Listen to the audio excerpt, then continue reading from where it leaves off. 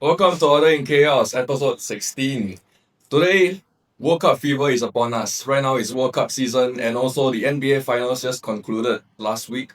This episode, we're going to talk about sports marketing and how can SMEs use sports moments to grow their attention and sales without forcing relevance, which means, sometimes brands try to shoehorn themselves in and try to follow the hype and that kind of thing and end up looking a bit cheesy, a bit cringy.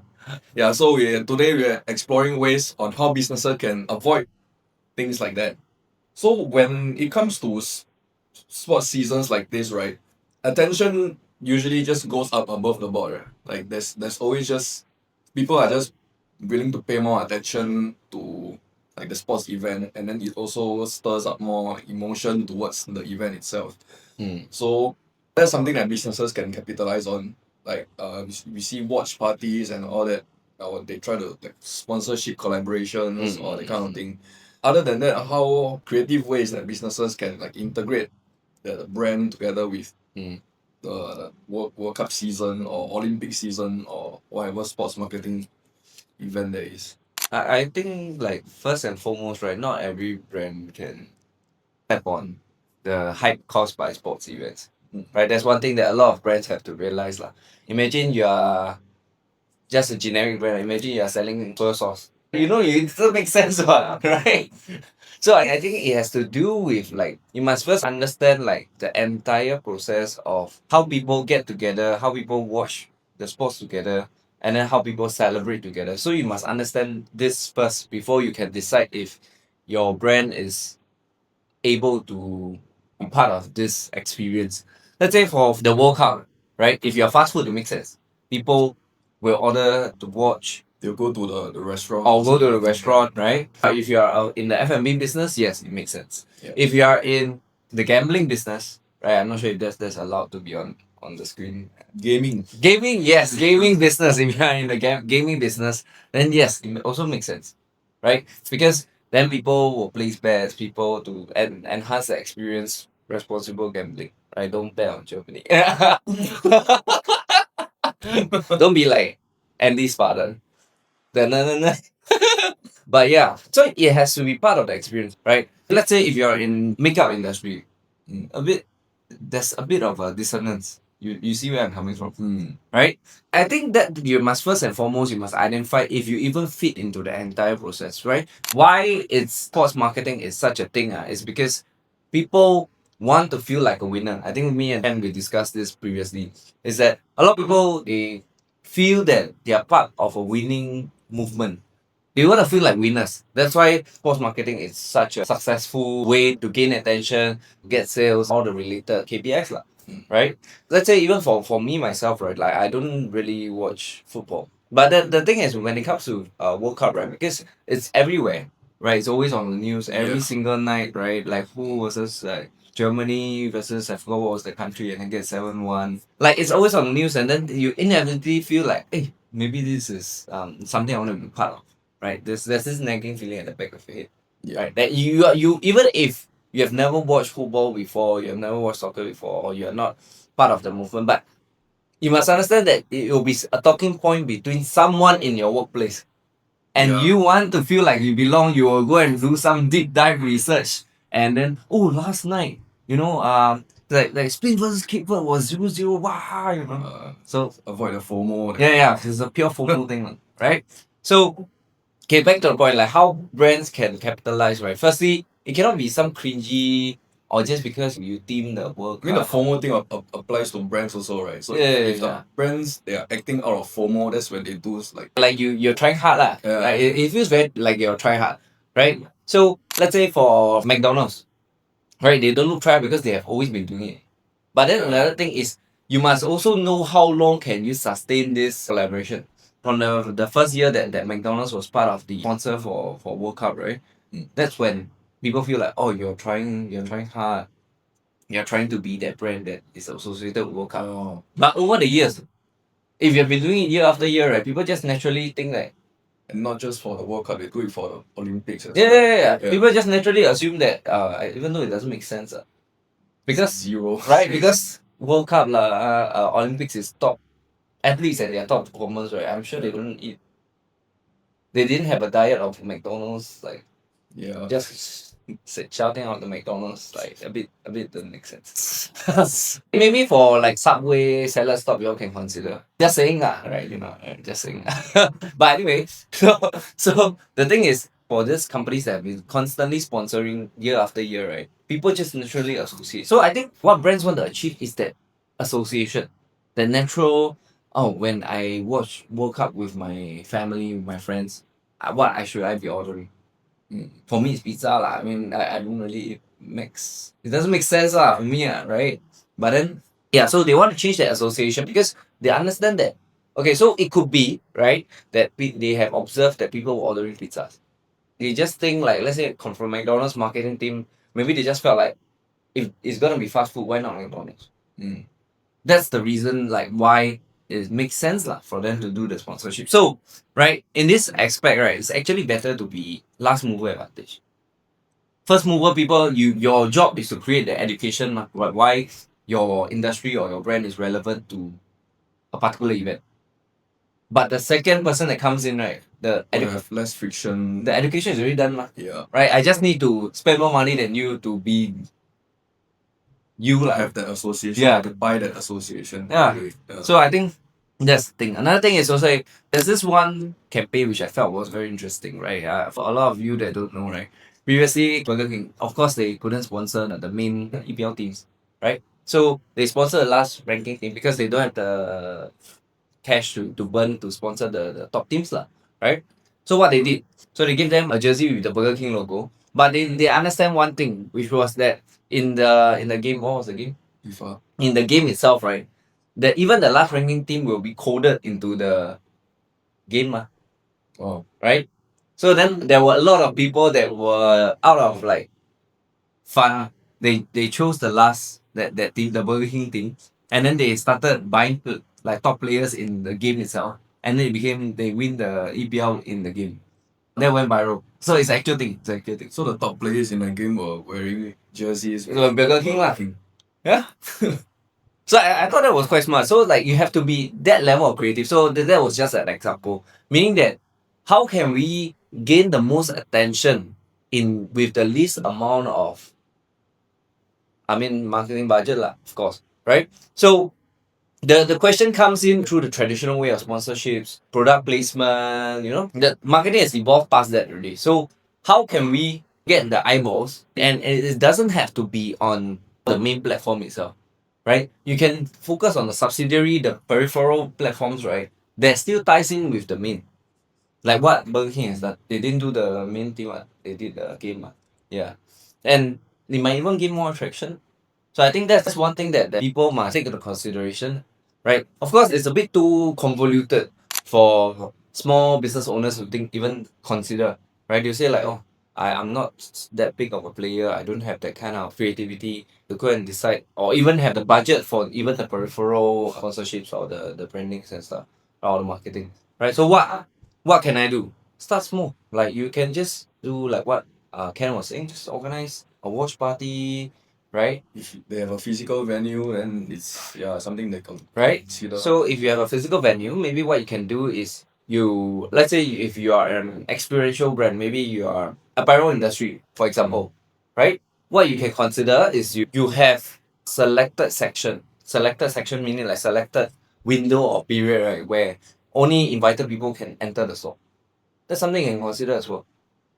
Right? Only invited people can enter. Can enter the store. People who sign up. People who RSVP. Right? So then only them who have entered the store, browse the store. Maybe you set up a team location, set up a decoration for the World Cup. Then you send out an invitation list to your existing email. Like, oh, we are hosting. We are actually letting people watch for free. And also because we just want to give back to our clients that for those who have supported us, this is something that we are doing for you in case you want to find people who believe in the brand as well. I believe in our brand. You can come to our store to watch with people, with other customers together, right? As long as you get them through the door, right, they'll end up side questing. Yeah. They'll end up buying something like just for the sake of like, Or if you're in the F&B business, for example, right, we can work with venues that have such they are streaming live, right? And then you work with them, meaning that would they be interested to include catering as well for the people that are coming in? Maybe like a barbecue. Let's say if you are in the barbecue business, lah, right? For this live stream, I can give you like 30% off, 40% off, right? I just want to be there to add to that festivities, right? You get your brand out to many people, ma. Yeah. Right? You're there, you're grilling for them, they're having fun, and then when they eat, then after they was like, oh, where are you located? What was your, then after that you have your name cards there. Standard catering business, right? The setup is very standard for catering businesses. At the end of the day, right, it's about having activity.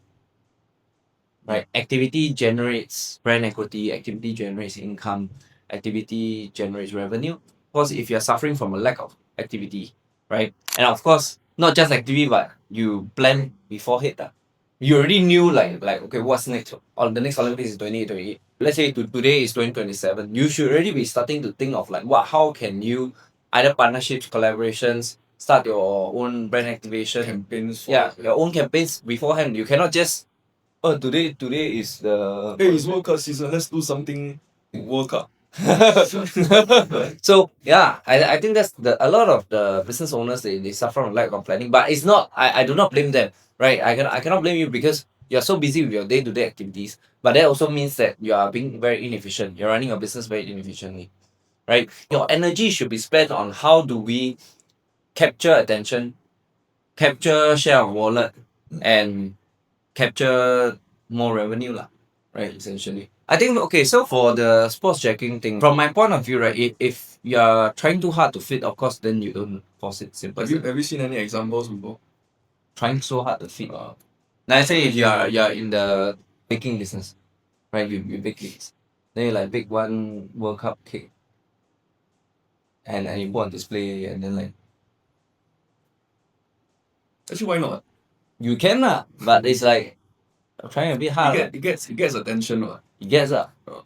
So there's two ways to get attention, right? One is desirable attention. The other one is people trend you because they feel you. Trying to what? Yeah. Oh. Right. So I mean either way is fine as long as it gets attention. Yeah. Right. It's better to be hated than be ignored lah. Do you think it depends how tastefully that it's done? Let's say you're a bakery, you bake a cake that looks exactly like the World Cup trophy down to the last detail.